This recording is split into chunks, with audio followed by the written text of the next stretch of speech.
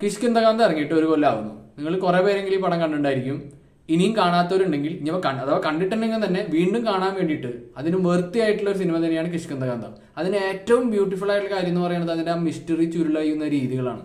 കാരണം ഓരോരോ ഘട്ടം കഴിയുന്നതോറും നമ്മളിങ്ങനെ ഓരോരോ കാര്യങ്ങൾ അറിഞ്ഞു വരുന്ന ആ സ്ക്രീൻ പ്ലേയുടെ ഭംഗി, ആ എന്താ പറയുക അടിപൊളി പെർഫോമൻസ്, വിജയരാഘവന്റെയും ആസിഫ് അലിയുടെയും അപർണയുടെയും, പ്രത്യേകിച്ച് വിജയരാഘവനും ആസിഫ് അലിയും അവർ തമ്മിലുള്ള ആ ഫാദർ സൺ കോംബോ, ആസിഫ് അലിയും അപർണ തമ്മിലുള്ള കോംബോ, ഇവരുടെ ആ ഒരു അഭിനയവും ആ ഒരു യൂഷ്വൽ തിരക്കഥ, യൂഷ്വൽ ഇൻവെസ്റ്റിഗേഷൻ മൂഡിലല്ലാണ്ട് ആ കഥയുടെ പോക്കനുസരിച്ചിട്ട് ഓരോ സ്റ്റെപ്പ് ബൈ സ്റ്റെപ്പ് പോയി ചുരുള കഴിഞ്ഞിട്ടുള്ള മിസ്റ്ററി, ആ മിസ്റ്ററിയിൽ കൂടെ വരുന്ന ഇമോഷണൽ കണക്ഷൻ, അതിന്റെ ഒരു ശക്തി, അതിന്റെ കിഡിലൻ സ്ക്രീൻ പ്ലേ, കിഡിലൻ മ്യൂസിക് എല്ലാം കൊണ്ട് one of the best movie, one of the best mystery movie എന്നൊക്കെ പറയില്ലേ. അപ്പൊ നിങ്ങൾ എന്തായാലും കണ്ടാൽ തന്നെ വീണ്ടും കാണുമ്പോൾ പുതിയൊരു പെർസെപ്റ്റീവിലൂടെ നിങ്ങൾക്ക് കാണാൻ പറ്റുന്ന ഒരു മസ്റ്റ് വാച്ച് ആയിട്ടുള്ള, അല്ലെങ്കിൽ നിങ്ങൾ എന്തായാലും വീണ്ടും കാണാൻ തോന്നുന്ന തരത്തിൽ എൻ്റെ ഫേവറേറ്റ് പടങ്ങളിൽ ഒന്നാണ് കിഷ്കിന്ധകാന്തം. അപ്പോൾ ഈ കിഷ്കിന്ധകാന്തം നിങ്ങൾ ഇനിയും കണ്ടിട്ടില്ലെങ്കിൽ നേരത്തെ ആദ്യം പറഞ്ഞ പോലെ തന്നെ വീണ്ടും കാണുമ്പോൾ ഓരോരോ ഡിഫറെന്റ് പെർസെപ്റ്റീവിലൂടെ നിങ്ങൾക്ക് ഈ പടം വീക്ഷിക്കാൻ പറ്റും.